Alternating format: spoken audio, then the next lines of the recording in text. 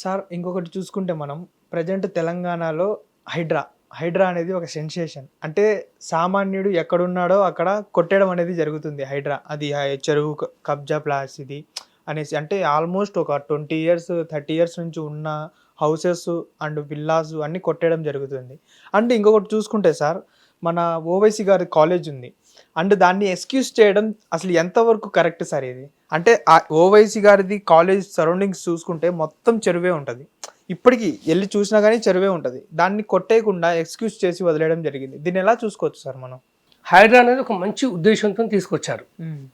ఎందుకంటే హైడ్రా అనేది దాని ఫంక్షన్స్ ఏంటంటే ఎవరైనా సరే నీటి కుంటలు, చెరువులు, దాని పక్కన ఎవరైనా సరే భూమిని ఆక్రమిస్తే దాన్ని వెనక్కి తీసుకునే హక్కు అనేది ఉంటుంది.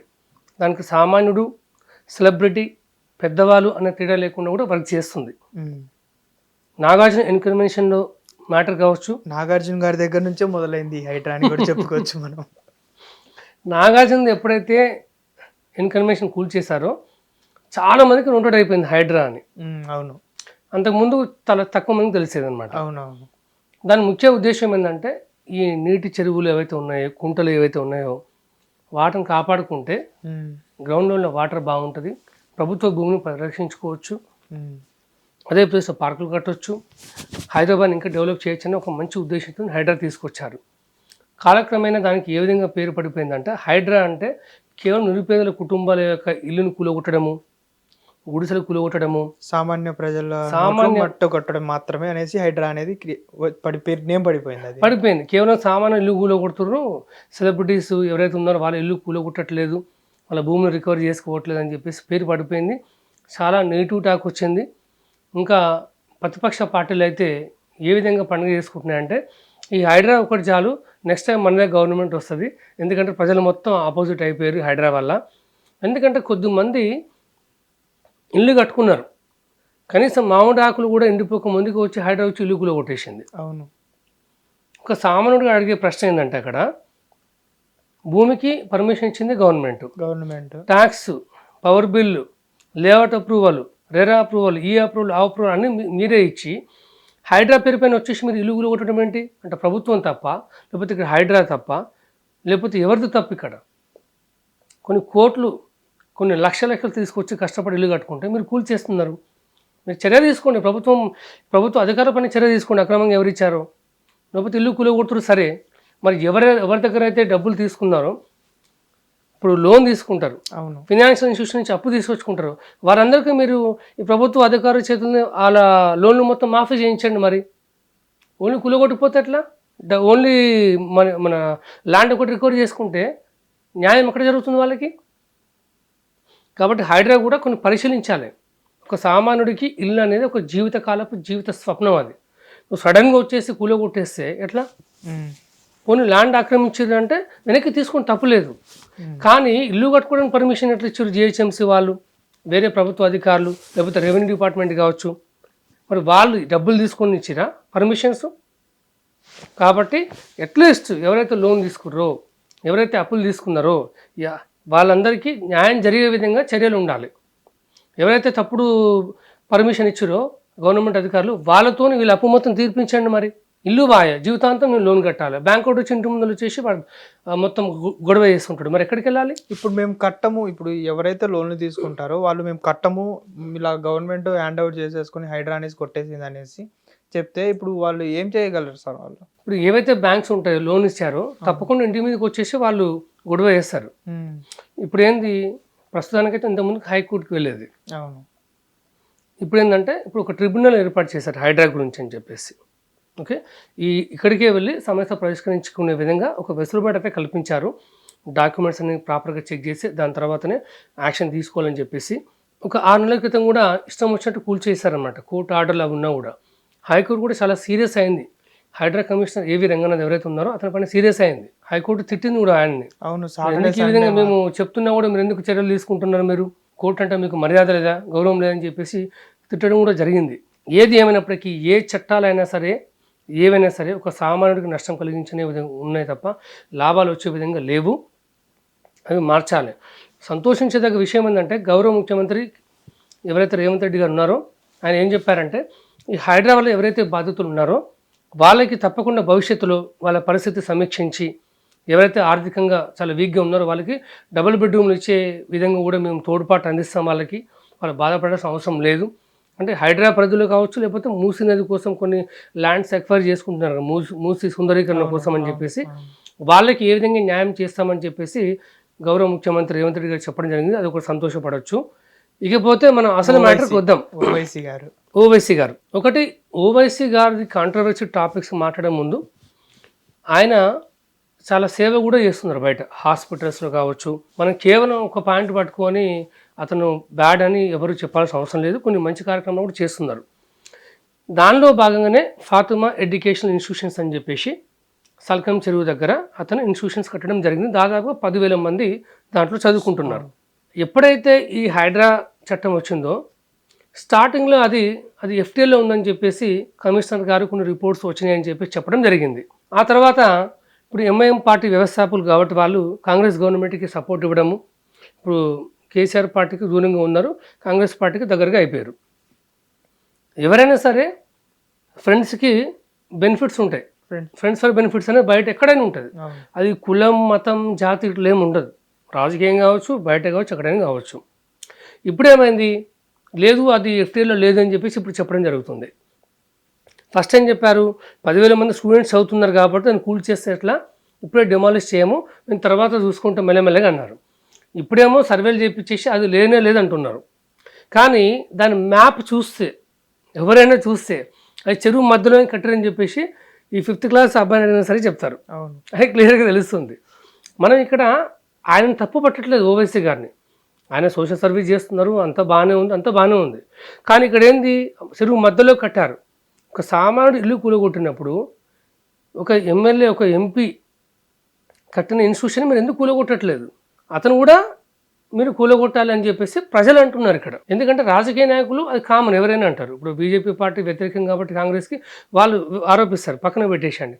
సామాన్య ప్రజలు మాత్రం ప్రశ్నిస్తారు, మా ఇల్లు కూలగొట్టారు, మా ఇల్లు ఎందుకు కూలగొట్టట్లేదు అంటే మీరు రాజకీయ ప్రత్యర్థులు ఒకప్పుడు ఉంటుండే, ఇప్పుడు రాజకీయ మిత్రులు అయిపోయారు, అందుకని మీరు కూలగొట్టట్లేదు అని చెప్పేసి ప్రజలు ప్రశ్నలు సంధిస్తున్నారు. అదే ప్రజలు ఇంకొక క్వశ్చన్ కూడా రైజ్ చేస్తున్నారు. ఓవైసీ గారి కాలేజ్ దగ్గరికి వెళ్ళి ఏ అధికారి అయినా సరే జస్ట్ టచ్ చేసి వస్తే వాడు గ్రేటరా అనేసి కూడా అంటున్నారు కదా సార్. అంటున్నారు. ఎందుకంటే ఓవైసీ పార్టీ వాళ్ళు ఇంకే పార్టీ అక్కడ ఉన్నా సరే, మిత్రపక్షం ఏ పార్టీ ఉన్నా సరే మిగతా వాళ్ళు పోరు. ఎందుకంటే అధికారంలో ఉన్నది మనకు సపోర్ట్ చేసే మన పక్షం, మిత్రపక్షమైన పార్టీ ఉంది. ఓకే, నువ్వు నాకు సపోర్ట్ ఇస్తున్నావు, అలాంటప్పుడు రాజకీయం ఎలా ఉంటుందంటే నీకు బెనిఫిట్ చేయాలని చూస్తా కానీ, లేకపోతే డిలే చేస్తా కానీ నేను ఎందుకు కొడతా. ఏంటంటే క్విడ్ ప్రో క్యూ అంటారు దీన్ని. నీకు ఇది చేస్తా, నువ్వు నాకు అది చేయి. ప్లస్ ఎంఐఎం పార్టీ అనేది కాంగ్రెస్కి ఎప్పటి నుంచో ఫ్రెండ్సే వాళ్ళు.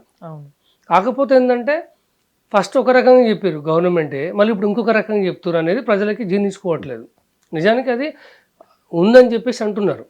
జస్టిస్ ఎన్వి శ్రవణ్ కుమార్ గారు రీసెంట్గా ఏం చెప్పారు, మేము ఫస్ట్ ఇచ్చిన రిపోర్ట్ ఇంకో విధంగా ఉంది, ఇప్పుడు రిపోర్ట్ వేరే విధంగా అని చెప్పేసి హైకోర్టు దీనిపైన చాలా కోప్పడింది.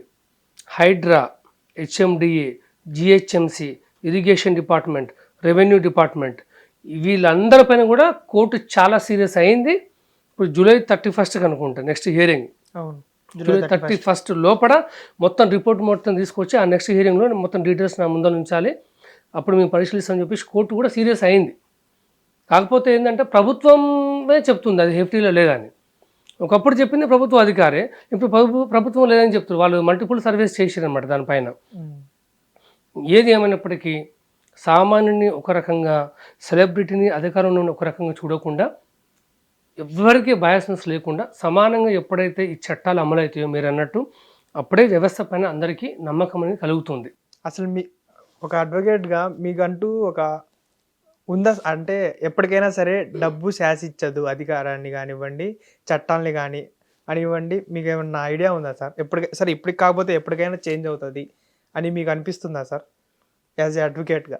అనిపిస్తుంది. ఎందుకంటే చట్టాలు అనేవి మనకు మారుతున్నాయి, చట్టాలు ఇంకా మారాలి కూడా.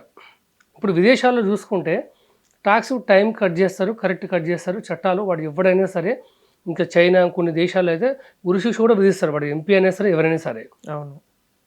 మన దగ్గర ఏంటంటే ఒక చట్టం చేస్తారు మన దగ్గర, దాన్ని 10 లోపాలు ఉంటాయి దాంట్లో.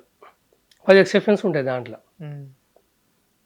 10 సెక్షన్ల కింద నువ్వు అరెస్ట్ అయితే 20 సెక్షన్ల కింద ఏదో కారణం చెప్పేసి ఆయనకి ఆరోగ్యం బాగాలేదనో, ఇంట్లో కూడా చచ్చిపోయిండనో, ఏదో కారణం చెప్పి బయటకు తీసుకొస్తున్నారు.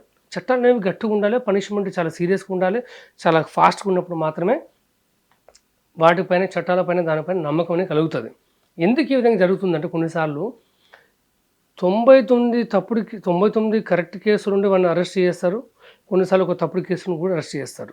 ఈ తప్పు చేసిన వాళ్ళు 99 బయటపడ్డా ఏం కాదు, కానీ తప్పు చేయనోడు ఒకడైతే బయటపడాలనేది ఒక మాట.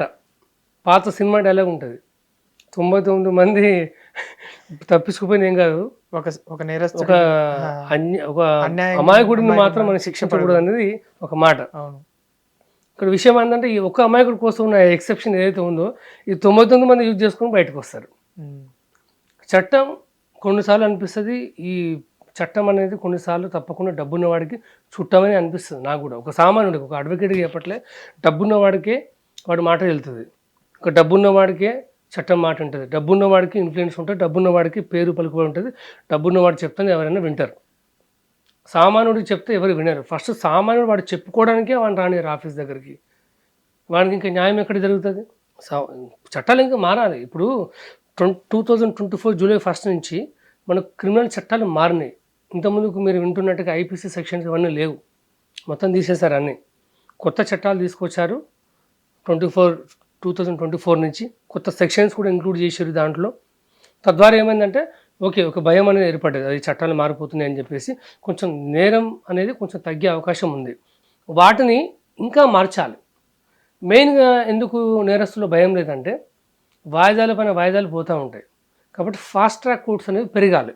ఇప్పుడు పోక్సో కేసులో కూడా ఫాస్ట్ ట్రాక్ కోర్ట్స్ పెరుగుతున్నాయి. ఇప్పుడు పూణేలో చూసుకుంటే 74 years ఉన్న ఒక ముసలాయన 6 ఏళ్ల పాపను రేప్ చేస్తే 54 రోజుల్లో మొత్తం విచారణ పూర్తయిపోయి అతనికి మరణశిక్ష విధించడం జరిగింది.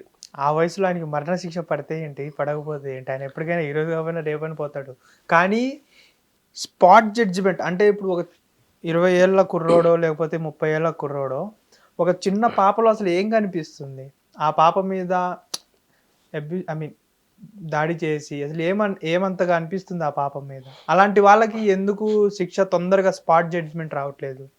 ప్రతి ఒక్కరికి ఈవెన్ 18 years దాటిన మేజర్ నుంచి 100 సంవత్సరం ముసలానికైనా సరే చట్టం ఒకే రకంగా ఉంటుంది. ఇప్పుడు ఈ మధ్యనే 93 సంవత్సరం ఒక ముసలాన్ని అప్పుడప్పుడు నేరం చేసిందని చెప్పేసి నిన్నమన్న పట్టుకుని జైలుకి పంపించారు. 93 సంవత్సరాలు ఆయన్ని 4-3 పట్టుకుంటేగా నడిపించుకోలేకపోతారు ముందుకి. ఇప్పుడు ఆ ముసలాన్ని జైల్లో పెడితే వచ్చే నష్టం అయితే ఏం లేదు నాకు తెలిసి.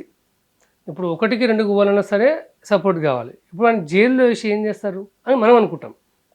అవును. కానీ తప్పు చేసినప్పుడు శిక్ష ఉండాలని చెప్పేసి మనకు చట్టం చెప్తుంది. అదనమాట. ఇంకోటి ఫాస్ట్ ట్రాక్ కోర్ట్స్ రావాలి, విచారణ త్వరితగతిన పూర్తి చేయాలి, అప్పుడే చట్టం అంటే భయం ఏర్పడుతుంది. విదేశాల్లో అయితే చాలా they will expedite the process very soon. మన ఇండియాలో ఏంటంటే ఈ చట్టాలు ఇంకా మారాలి. ఇప్పుడు కేంద్ర ప్రభుత్వం ఇంకా ఈ సివిల్ ప్రొసీజర్ ఎట్లా మార్చిందో మిగతా చట్టాలు, పోక్సో యాక్ట్లు, తర్వాత ఇంకా వేరే కేసెస్ అన్నింటిలో కూడా తొందరగా శిక్ష పడాలని చెప్పేసి చట్టాలు మారిస్తే మీరు అన్నట్టు సామాన్యుడికి న్యాయం జరుగుతుంది, నమ్మకం అనేది ఉంటుంది అనే నా ముఖ్యమైన ఉద్దేశం అన్నమాట. ఓకే సార్, అలాగే తొందరగా అంటే చట్టాలు స్పీడ్గా అవ్వాలి. అండ్ ఇంకోటి ఏంటి అంటే త్వరగా సామాన్యుడికి న్యాయం జరిగితే ఎవరికైనా సరే న్యాయం జరుగుతుంది అనేసి ఎవరైనా అనుకుంటారు. సో అది త్వరగా రావాలని మనస్ఫూర్తిగా కోరుకుందాం మనం కూడా. Thank you sir. Thank you. Hit TV app, ఇందులో short news, live news, entertainment shows, movies, digital magazines తో పాటు మీ జిల్లా వార్తలను కూడా ఫ్రీగా చూడొచ్చు.